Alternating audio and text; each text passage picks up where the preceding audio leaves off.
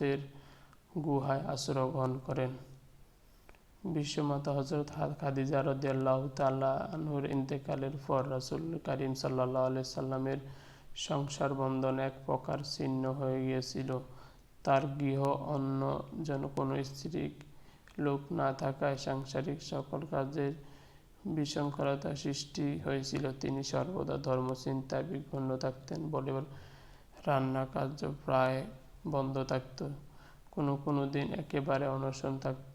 রাসূল সাল্লাল্লাহু আলাইহি সাল্লামের এই কষ্ট দেখে হাকিম দুনিতা খাওলা রাসূল করিম সাল্লাল্লাহু আলাইহি সাল্লামকে বললেন, হে প্রিয়ত রাসূল, পরিণীতা সহধর্মিণীর অভাবে আপনার ধর্ম কার্যের অন্তরায় ঘটেছে। আপনি সংসারের কার্যে নিযুক্ত থাকায় আপনার ধর্মালোচনা হয় না দেখে আমি আপনাদেরকে পুনরায় বিবাহের জন্য অনুরোধ করছি। তখন রাসূল সাল্লাল্লাহু আলাইহি সাল্লাম বললেন, সত্যি সহধর্মিণীর অভাবে করছি। তখন রাসূল সাল্লাল্লাহু আলাইহি সাল্লাম বলেন, সত্যি সহধর্মিণীর অভাবে আমার আল্লাহর চিন্তায় অন্তরায় ঘটেছে। আমি বিবাহ সূত্রে আবদ্ধ হতে প্রস্তুত, তুমি পাত্রীর আবেদন করো।